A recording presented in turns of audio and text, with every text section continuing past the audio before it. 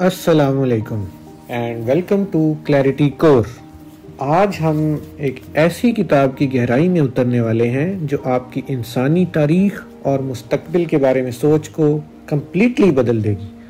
बहुत से लोग इसे लाइफ चेंजिंग कहते हैं और यकीनन मैं उन सब लोगों से एग्री करता हूँ। मैं बात कर रहा हूँ युवल नोआ हरारी की मास्टरपीस किताब sapiens a brief history of Mankind की। ये किताब लिटरली मिलियंस ऑफ ईयर्स की हिस्ट्री को कवर कर रही है और इतनी डेंस है कि इसे एक सिंगल वीडियो में प्रॉपर्ली रिव्यू करना काफ़ी मुश्किल काम है।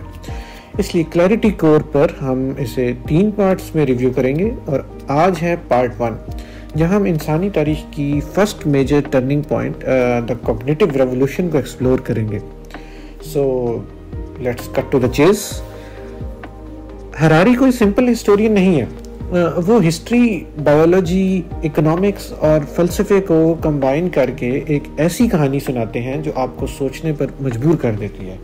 किताब का मेन क्वेश्चन ये है कि क्या यानी हम होमो सेपियंस, जो बायोलॉजिकली कोई ख़ास इम्प्रेसिव स्पीशीज़ तो नहीं थे, कैसे दुनिया के डोमिनेंट स्पीशीज़ बन गए, जबकि बाकी ह्यूमन स्पीशीज़ जैसे निएंडरथाल्स वो क्यों ख़त्म हो गए, क्या वजह बनी कि वो वैनिश हो गए।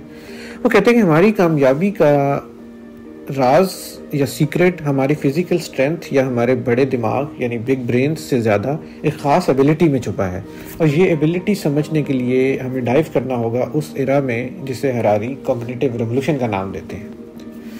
तो कॉग्निटिव रेवोल्यूशन क्या है? तकरीबन 70,000 साल पहले ये कॉग्निटिव रेवोल्यूशन उस वक्त हुई जब सेपियंस की सोच और ज़ुबान में एक रेवोल्यूशनरी चेंज आया। हमारा दिमाग वायरिंग वाइज तो सेम था, लेकिन हमारी कॉग्निटिव एबिलिटीज़ ने एक लीप लिया, और इस लीप का सबसे बड़ा इम्पैक्ट क्या था? ज़ुबान, यानी ज़ुबान या लैंग्वेज की डेवलपमेंट और इसके ज़रिए से ख़यालात या मुख्तलिफ आइडियाज़ को तख्लीक करने की सलाहियत। हमारी इमेजिनेटिव लैंग्वेज ने हमें सिर्फ फैक्ट्स कम्युनिकेट करना नहीं सिखाया।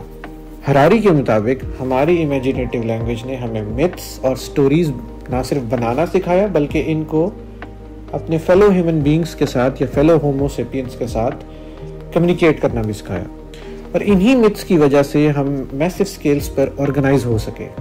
ये फिक्शंस क्या हैं? हरारी कहते हैं कि वो चीज़ें जो फिजिकली एग्जिस्ट नहीं करती लेकिन हम सब उन पर यकीन करते हैं, जैसे गॉड्स का कॉन्सेप्ट, नेशंस, पैसा, ह्यूमन राइट्स या मुख्तलिफ corporations.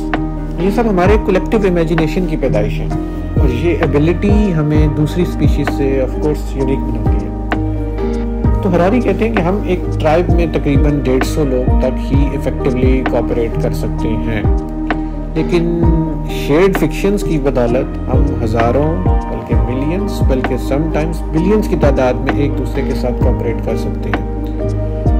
Even if we have never met, ये हमारी अनपैरेलल्ड कोऑपरेशन ही है जिसने हमें डोमिनेंट बनाया। ये कॉग्निटिव रेवोल्यूशन थी जिसने हमारे हंटर गैदरर एंसेस्टर्स को पावर दी।